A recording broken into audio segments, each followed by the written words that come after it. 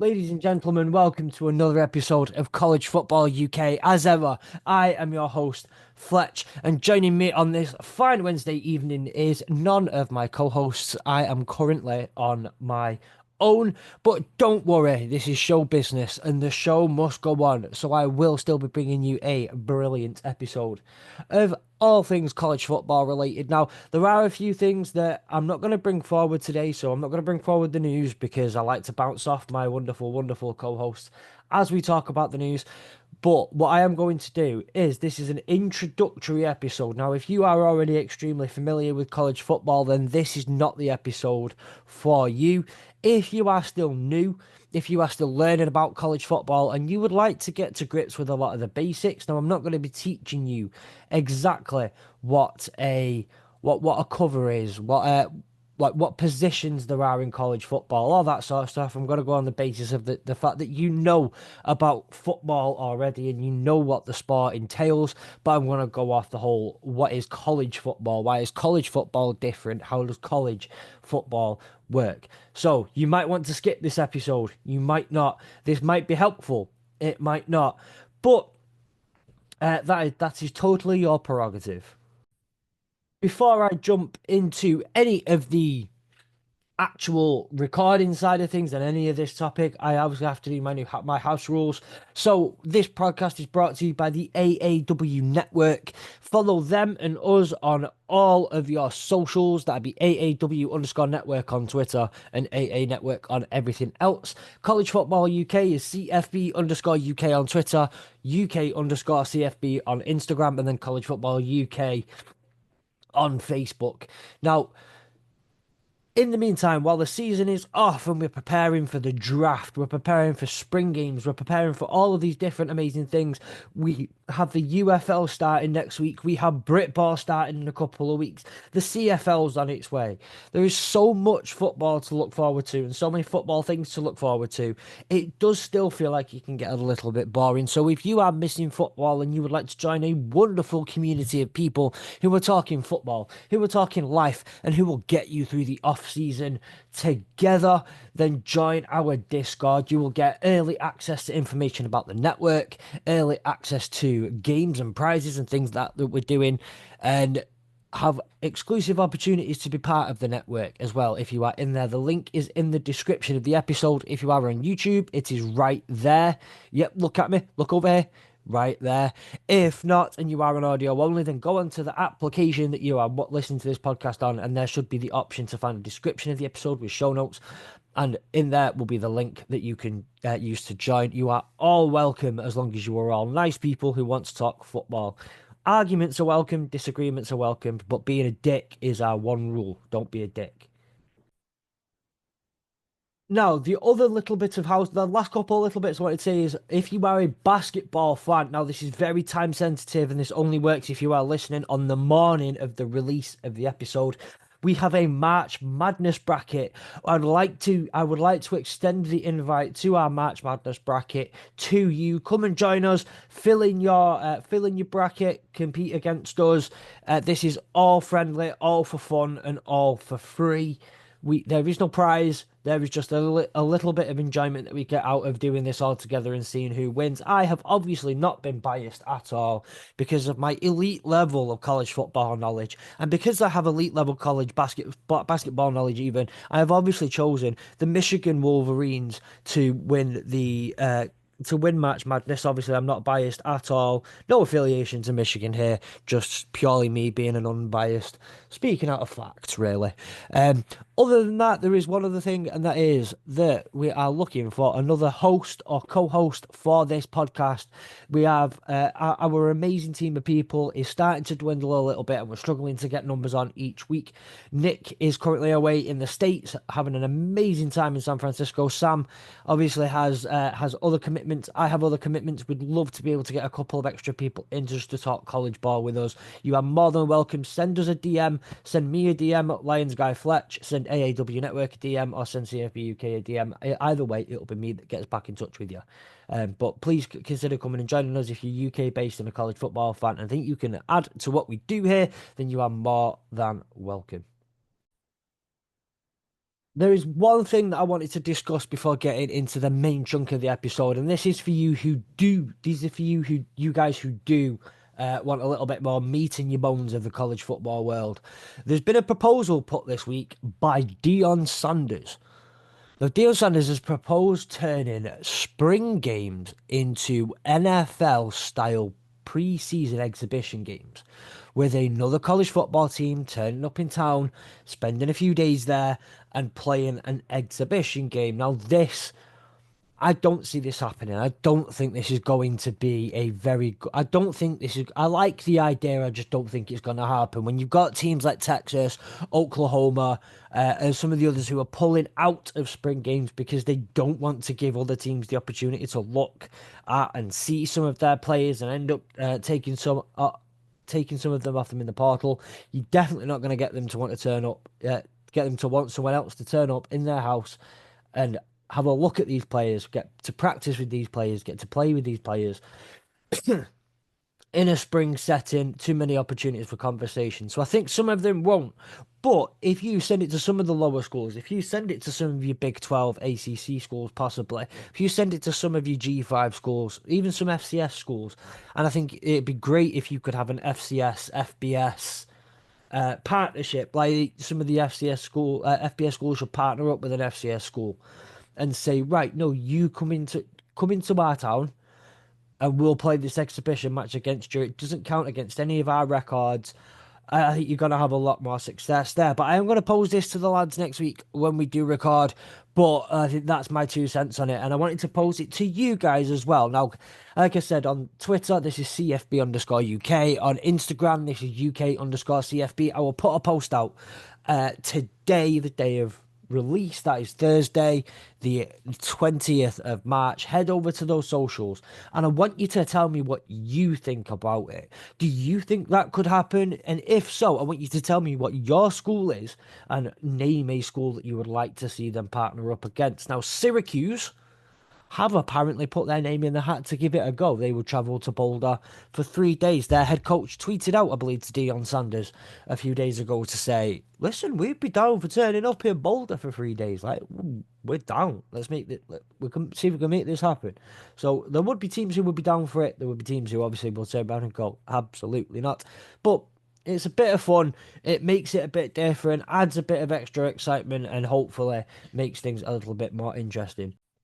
Now, here's the bread and butter of the episode. I wanted to get into college football. Now, again, last year we've broken down some of these bits in many different ways. But I've recently had a couple of people ask me, a couple of very good friends of mine come up to me and say, Fletch, look, I really, really want to get into college football. I really, really do. But my God, man, it confuses me. It really, really confuses me. I don't know where to begin with it. I don't know what to do with it. I kind of know who I want to support. I kind of know a couple of players, and but I don't know anything else. And I need some help. And I'm like, listen. I've got you. Ask me any question. There, in my opinion, there is no such thing as a stupid question in these scenarios. Okay, maybe there is a stupid question because if you ask me if a team wins by 15 to love, that's the completely wrong spot. That is a stupid question. But if you're asking me what who is this team and who do they play in a year? That is not a stupid question. Why does this work the way it does is not a stupid question. And do you know what? If I don't know the answer, I'll find out. I'll find it out or I'll know someone who does.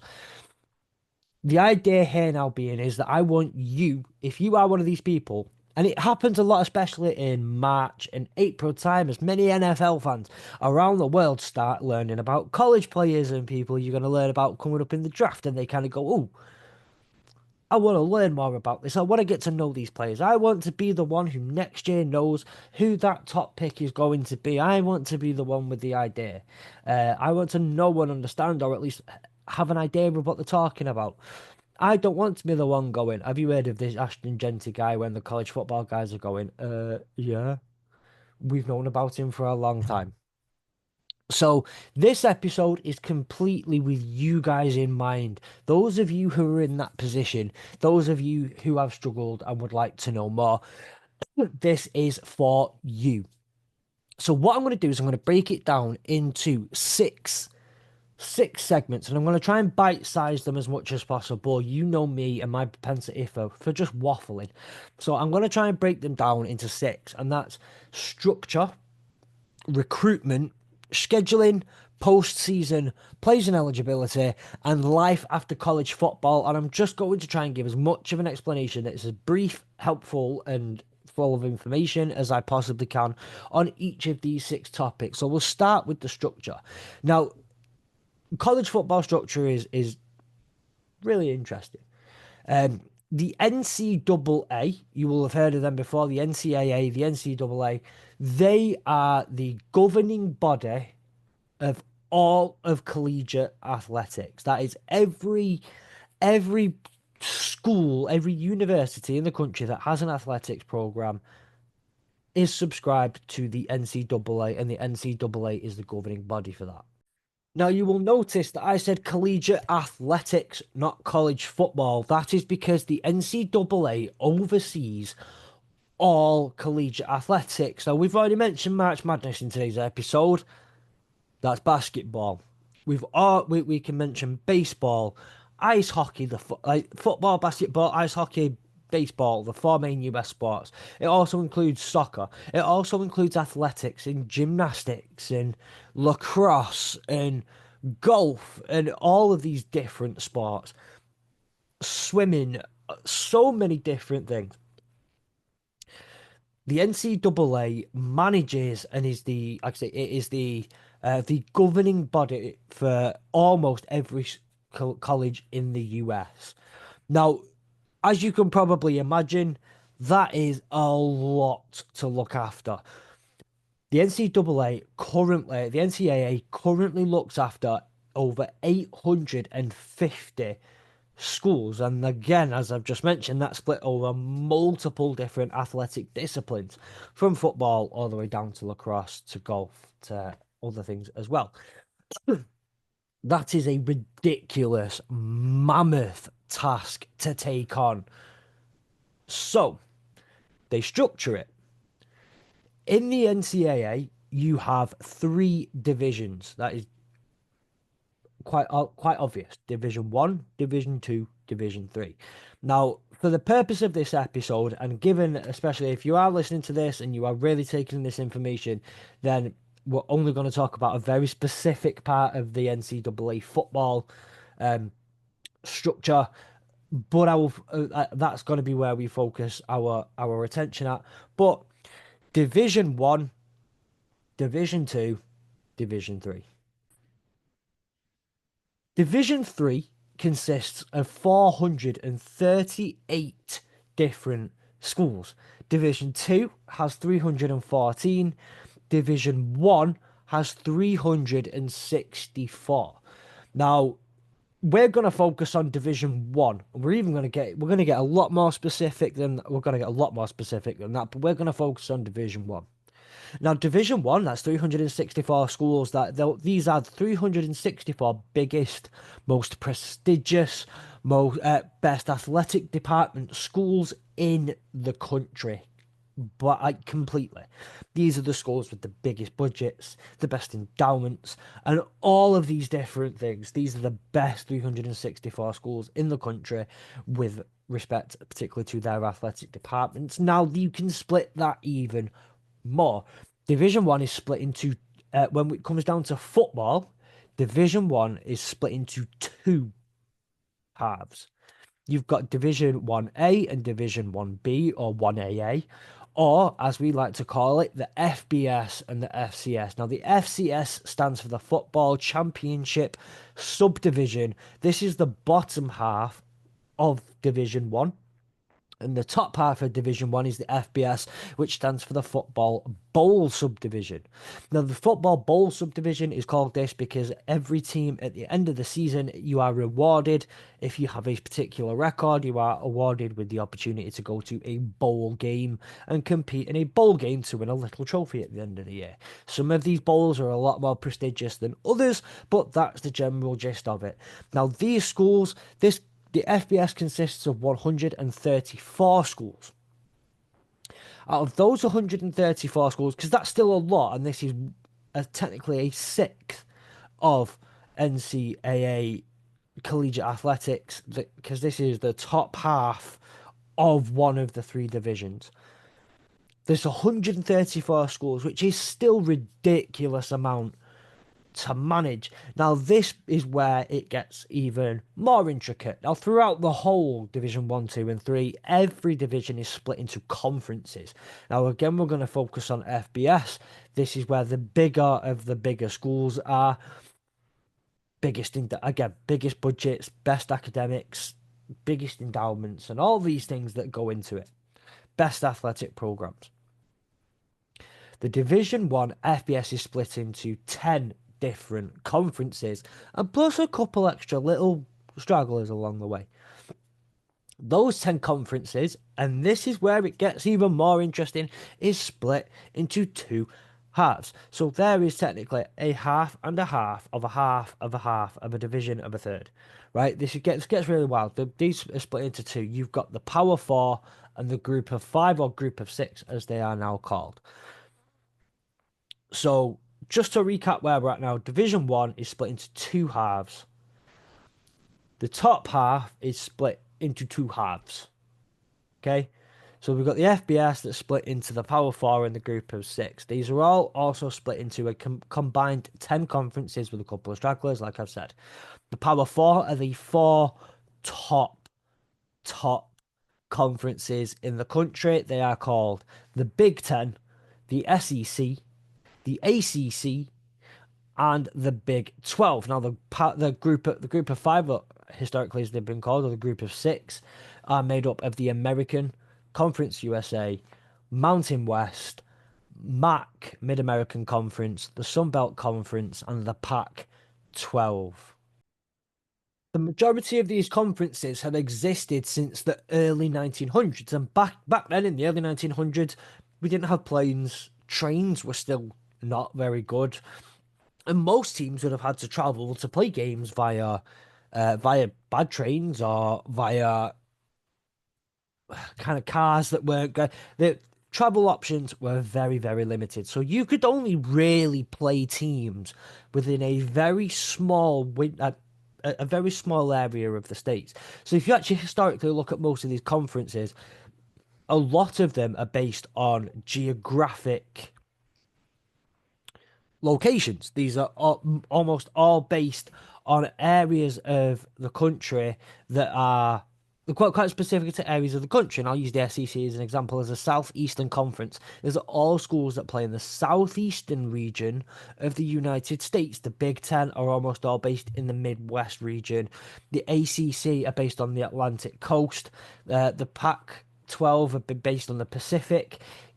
You get the gist of it. These are places. These are all based on geographic locations for ease of use. You want to play the best schools in your area, so you form a conference where you all play each other. This is again where so there are two that you can even choose from that are kind of based in the middle of America, the Midwest region. That would be the MAC and the Big Ten. Now the MAC are in the bottom half of Division 1, and then Big Ten are in the top half because the Big Ten are the biggest, the best schools. You'll know a lot of the names. So if I give you the names of, say, Michigan, Ohio State, Oregon, although we'll get into why Oregon are part of that Midwest region later on, but Michigan, Ohio State, Penn State, who you will know is in the college football playoffs. Ohio State just won the national championship. Michigan won it the year before. Go Blue. Um, the SEC, you will know teams like Georgia, Alabama, LSU, Ole Miss. You will know Florida Gator, Florida, no, not Miami even. The ACC, you'll know teams like Florida State who played in Dublin last season. You'll know teams like Georgia Tech who also played in Dublin last season. Miami. Yeah, there are so many teams. I'm not going to go list out all these FBS teams. Plus, there are a couple others who are independents who are big enough to be considered the top of the top of the top, the cream of the crop of athletic departments, but they are independent. They don't have a conference. And just to wrap up this, conferences, like I've said, it's impossible to manage all of everything that's going on all of the time.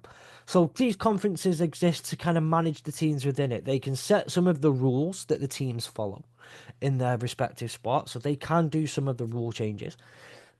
However, what they can also do is they kind of manage and keep their teams in check. They get to go to the table of the NCAA and argue on behalf of their conference and their teams. They get to go and make TV deals for their conferences. They got to go make business partnerships for them. They got to go and help make the they help schedule games. They'll give scheduling agreements. They do a lot of the management of the nitty gritty and the working out of the structuring of the conference and how that works. So being a member of a decent conference is really, really, really helpful. And this is why, just as one little side note, for those of you who are new, you will notice that Sky won't show certain games, or you will look every week and go, why is Sky Sports not showing X college football game? And that's because each conference, because they operate as independents, each conference has individual TV deals with TV providers, so Fox, ESPN, CBS, etc. It's really important to know this because unlike the NFL, so the NFL owns the product. The NFL then leases that product to Fox, to CBS, to ESPN, to Prime, to Netflix. But the NFL and NFL Films own it. They have one central model that owns everything and then leases it out to different people. College football does not have this. College football has each conference acts as that pocket, as that thing that operates and owns the product on their respective fields and then leases it out and does deals with. So Sky's deal for the last couple of years has been with ESPN. ESPN have deals with the SEC, the ACC, and I believe they are in with the Big 12. I know that. Hence why they can't show games at Big Ten teams because Big Ten have a deal with Fox and CBS, and Sky can't show Fox or CBS games because they don't have that deal.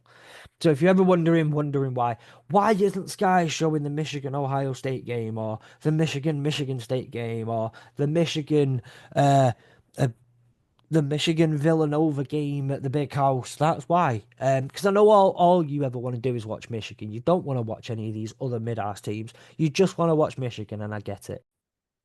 Okay, so next up in this, we've got the recruitment side of things. Now, how teams recruit and build a roster is done three ways. One, through high school recruiting, two, through the transfer portal, and three, through walk-ons. Now, walk-ons, I'm only going to touch on them a tiniest bit, but I'll try and fly through the other two as well. Now, high school recruiting is exactly what it says on the tin. Apologies, high school recruiting is exactly what it says on the tin. Colleges will go into high schools. Now, they will have scouting departments all over the country. They'll have specific pockets of the country where they'll focus on more than others, but they will generally tend to focus around their general area. So, again, I'll use Michigan as an example. Michigan will scout around the Michigan region, around the Ann Arbor region, around the eastern Michigan side, all across that region down into the northernmost of Ohio. But again, like I said, they'll recruit across the country. Top special talent around the country will show yourself. You will be shown to the big colleges around the country anyway. They have the opportunity when those players are old enough after they've been in high school for a few years. I think it's the not the year before they go to college, but the year before that, they can start to invite them to the colleges. These prospects can do visits. They can go and have a look around. They can go get tours. They can go meet the athletic departments. They can go meet the football coaches, and they can really try to sell the program to them and make them an offer. Now, you will hear a lot about scholarships. Now, schools can only offer so many scholarships a year, but they will start to build in offers to these teams and to these players, and they'll be like, "Listen, you're a special talent. We're going to offer you a full scholarship." And Now there's things like NIL, which is just gets more complicated, and that's not for today. But they'll throw in other packages where they can make more money while they're in college as well, and the bigger colleges can offer more money. But they will start to offer them, uh, give them offers, and these players will get tens, dozens of offers if they're good enough, and they can start to whittle them down. And then in the year before, they will make the decision on where they're going to go. You've got verbal commits, so they'll just say, right, okay, I'm going to Florida State. I'm going to go to Florida State. But that's not an official commitment. It's never done until they've signed on that dotted line a lot closer to the time on signing day. Um, but this is how they tend to recruit, and this is the best way of recruiting. If I can equate it to anything in the NFL, it's how you build through the draft. You bring the players in as rookies, you draft them, and they are your talent that you get to keep and put on contracts and things like that. Then you've got the transfer portal. Sorry, actually, one more thing on high school recruiting. As players are in high school, there are a couple of websites that do this. 24/7 Sports, On3, and ESPN are the Rivals, and ESPN are the main ones that do it. But you will hear a lot about star-rated prospects. Now, every player coming out of high school will be given a star rating as and where they can. Now, a five-star prospect is, as you will gather, the best of the best. Now, one of these four platforms will give them a rating. Some of them will have the same rating. Some of them will give players a slightly different rating. But it's generally consensus that if one of them gives them a five-star rating, you can consider them a five-star prospect. If all of them, if they're a unanimous five-star prospect, then they are obviously they're potentially generational talent. This is really important, and we can go through at later dates. There are some incredible talents in the NFL who were zero-star recruits, who had no offers for scholarships from colleges. And I can throw a couple of names out there, like Baker Mayfield. Um, you can throw names out there like, actually, no, I'm not going to throw that name out there yet.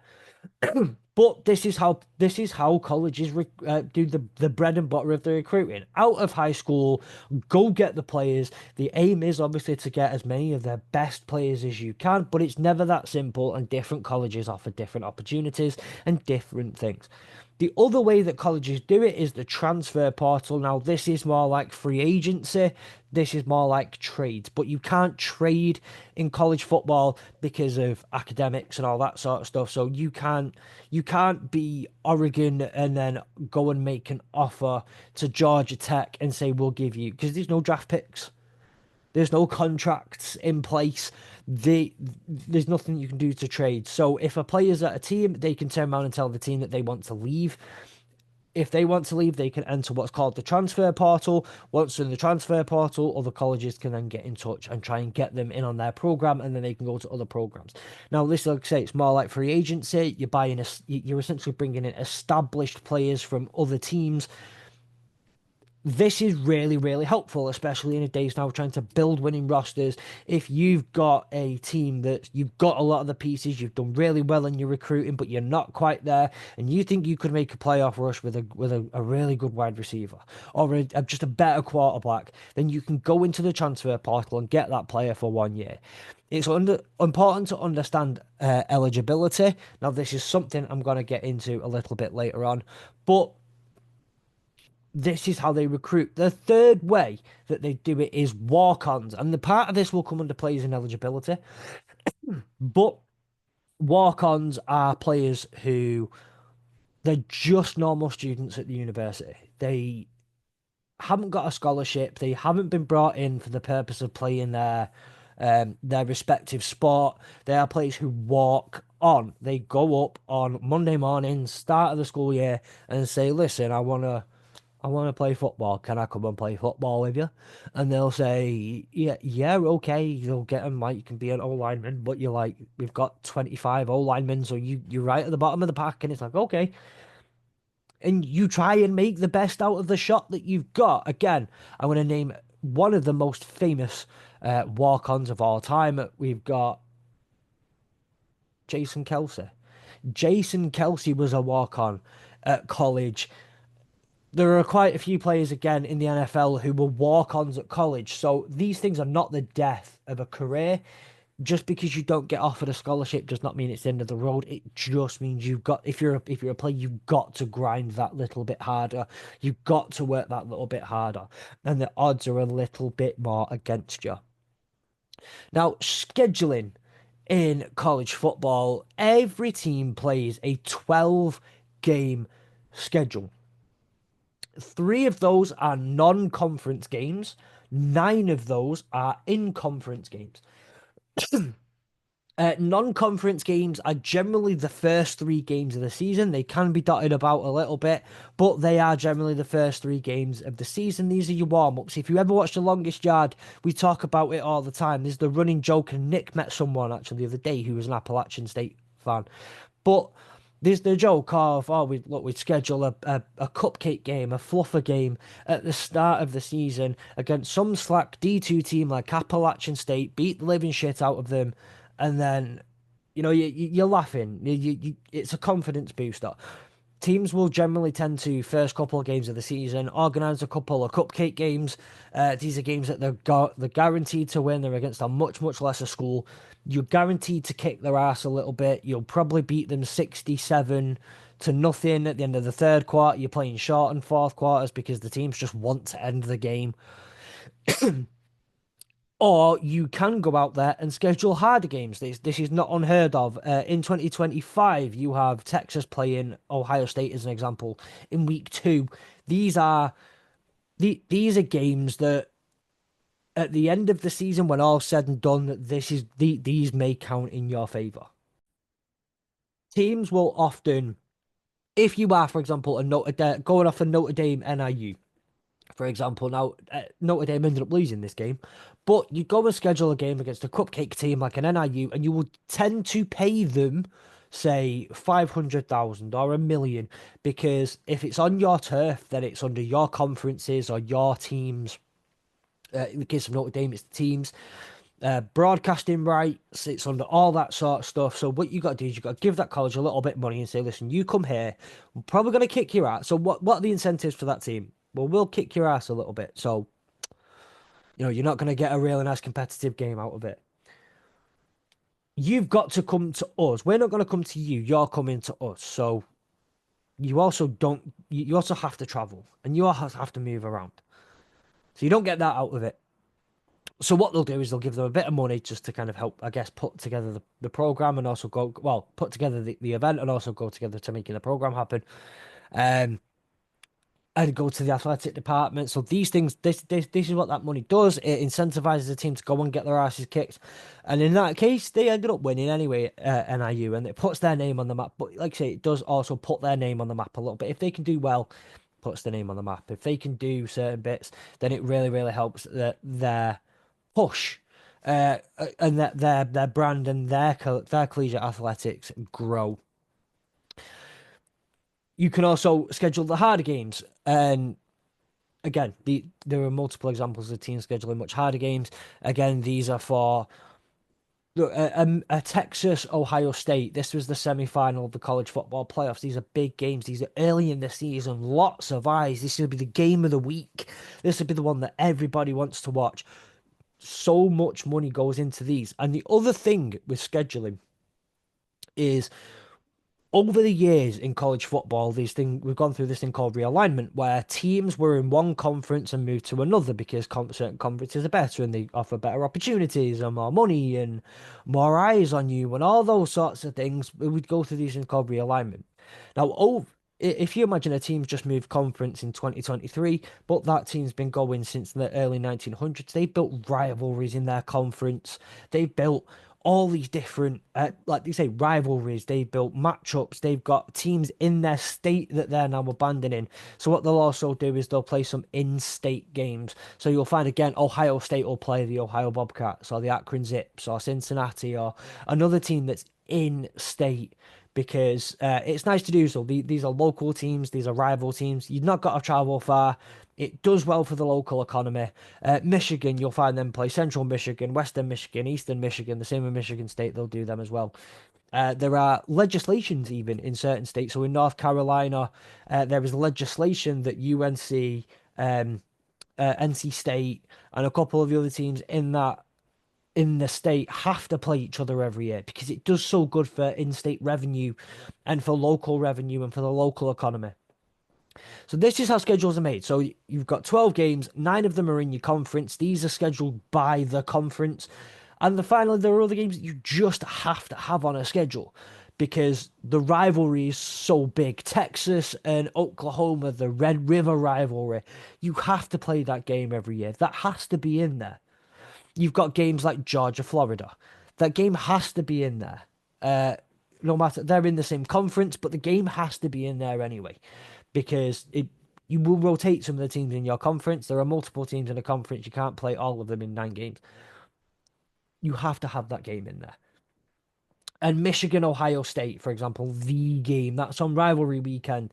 You can't have a season without that game being played. It's sacrilegious to have these games not being played. They are so important to the calendar. So that's how they'll do it. Teams can organize games of their own for the first 3. They'll often put on series. So Texas and just using Texas as an example, and I don't know, Penn State will do a series where they'll play 4 games over 4 years, 2 at Penn State, 2 at Texas, alternate, and that means they get to bounce off each other and whatnot. So that's how scheduling's done. One more important thing to realize is that all 12 games count towards your overall record, and this counts towards your playoffs and your bowl game eligibility, but more importantly, your conference record only stands when talking about your conference. So you could lose the first 3 games of the season against your random teams, but you could go 9-0 in the conference, right? 9-0. Then you could play a team that goes 3-0 in their first 3 games of the season, and then go 7-2 in the conference. So they've gone 10-2. You've gone 9-3. They've gone 10-2. But because they're 7-2 in the conference and you're 9-0 in the conference, you win the conference, or you're above them in the conference. Despite having a worse overall record, you have a better conference record. That's how that works. It's a bit weird. It's a bit weird. I'm not gonna lie. And now let's get on to the postseason. So the postseason is a bit, again, this is awkward. So bowl games. If you win 6 games or more, you have the opportunity to be invited to a bowl game. Now, there are dozens and dozens and dozens of bowl games played throughout this late December, early January. Teams get invited. Again, if you have a .500 record or better, you will get invited. These are games that will never be in conference. It'll always be an SEC versus a Big Ten, or a Big Ten versus a Big 12, and a Big 12 versus an ACC, and an ACC versus a such and such, and a group of 5 school, like a Conference USA versus a such and such. These are historically how games have just been played. This is their extra little thing at the end of the season, just to give them a bit of something else extra to play for. Being invited to a bowl game used to be very prestigious. It meant you got to go play in a big game against a big out of conference opponent. That meant a little something. Now these games don't mean as much anymore. The college football national champion used to be decided by an AP poll, and these are really important as well. The AP poll is used to be so important because they would decide, a bunch of journalists would decide who was the national champion. Then a few years ago, they went to a bowl championship series, and then that's how they decided who the national champion was. And then they went to a 4-team playoff system up until last year, where last year they turned that into a 12-team playoff. Now, the AP poll will rank teams throughout the season. They start from before week 0 all the way up until after week 13, and they will rank who they think are the top 25 teams in the country. Not all wins are created equal, as we've just found out with the conference championships. Not all wins are created equal. Some wins mean more. Now, this is slightly different and something you will hear a lot as we go through on this podcast in the future, but not all wins are created equal in the eyes of college football. But the college football playoffs have their own top 25. And this is the seeding for how they decide the playoffs. Now, the top Power 4 conferences, as we've mentioned, the SEC, the Big Ten, the ACC, and the Big 12, they all get automatic bids to go into the playoffs. And one of those group of 5 conferences also gets an automatic bid. The top one out of all of the top ranked one out of all of them, they get an automatic entry into the college football playoffs. And then it's the next seven best teams that they can get in there in terms of the ranking. So this is all based on people's opinions. This is all based on what people think, journalists and experts. It's all decided via that. Whereas bowl games, they are purely decided based on your overall record throughout the season. If you are a plus 0.500 team, you can be invited to one. And then it's up to the selection committees of each of the bowl games to invite a team, the teams that they see fit that they are allowed to invite. A couple more things that I think are really important for you to know about college football plays and eligibility. So, eligibility is really, really muddy because, as you will probably know, most colleges are 4 year colleges. So, you've got your freshman, sophomore, junior, and senior years. In collegiate athletics, this isn't exactly how it works. So, what you can do in your in a season, if you play 4 games or less, you can do something called redshirting that basically puts you on the practice squad. If you're into the NFL, it's the practice squad of your college football team. That means that you don't use up that year. So you've got 4 years of eligibility, 5 years of eligibility, I think. Either way, you don't use up a year of eligibility. It does not count against you if you redshirt. So you can play 4 games, redshirt, have all that experience of playing games and all that, and it's still you haven't used up a year of being eligible. Not every player will take this. Some players just they want the quickest path to the NFL. You can go to the NFL draft once you're 3 years out of high school. The quickest path to do that, don't redshirt. Go play as much as you can. Go to the draft in 3 years or go to the draft in 4 years. Do what you can. But if you need to, if you want to, you can redshirt, and there are plenty of other reasons why you can medical redshirt. If you have pick up an injury 2 games into the season, you can medical redshirt. If you don't feel like you're going to get a lot of playing time and it's not going to be your best up, you're not going to get the appropriate opportunity, then you can redshirt, take that year, be a part of the practice squad, learn, be around everyone, and go again next year with that little bit of a jump, and then you still have 4 years of eligibility left. So if you ever hit seeing the draft that they were a redshirt senior, they were a redshirt junior, it means they took a redshirt year out. And finally, the thing that most people need to know about college, the other thing that people need to know about college football is what happens after college football. What's life like after college football? Now, this is why I love what I love about the US system in comparison to the British system. Now, yes, or the European system, yes, we have academies. Yes, they'll send you to school, to college, to whatever. They'll give you your qualifications, but you don't have to go to university. You don't have to do this. You don't have to do that. Whereas in college, in the US, you have to go to university. You have to go for a degree, and you, for the most part, have to be meeting academic standards to continue to be at that university. Because at the end of the day, these are universities, not clubs. So to remain in the university, you need to hit academic standards. So worst case scenario, if you've got a scholarship and you're not very good, you've got a free education. So you can go out into the real world and you can go and use that education. It might be in business management. You might have done it in social care. I don't know what you did it in. It's up to you what you would want to do it in. A lot of players will do something like business management because do you know what? Something you need to know, and it's a great way to set yourself up for the future. But these players will go into business management asset, and they will take their degree and run with it. Some, if you are lucky, you get to go to the NFL. But there are also opportunities to go play now in the UFL in Europe, or so the NFL is what everyone strives to get to. This is the end goal. This is where you want to be if you are a college athlete. But you know what? There are so many other opportunities for players who leave college football. This is where most people find out about college football because once you leave college, you go to the NFL, you go to the draft, and that's where we start learning. A lot of NFL fans start learning about players. Now, I'm really, really, really so. If you stuck with me this long, then thank you so, so, so much.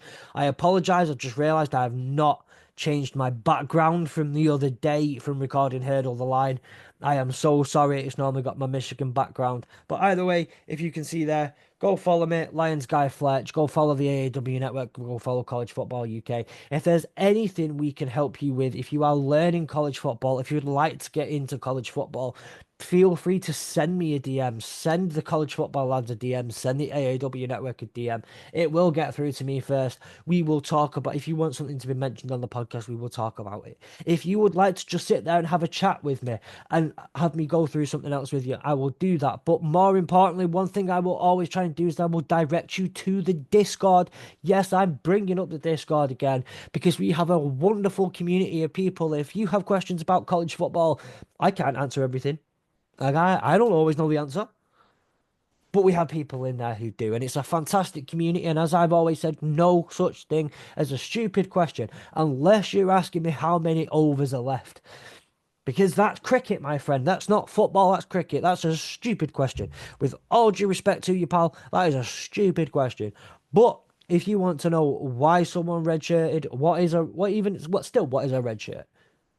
If you want to know why does the college football playoff work the way it does, why does this happen? What does this school do? Why is that school in that conference? What's going on with realignment? Nothing like that is a stupid question. We'll talk about it on the pod. We can talk about it in private messages, but we can also talk about it in the Discord. Come and join us. Come and have some fun. And hopefully I will be with my extra special co-host next week. I will see you next week, where we've got so much more to talk about.